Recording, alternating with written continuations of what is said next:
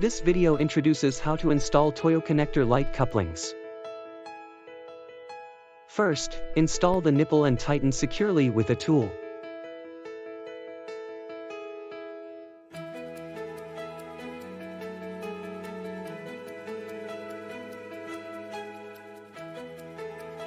Next, attach the nipple to the sleeve. Make sure the pins on the sleeve are aligned with the pinholes on the nipple.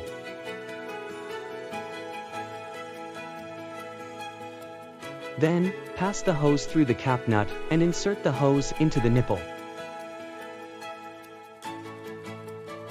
Finally, tighten the cap nut so that there is no gap to complete installation.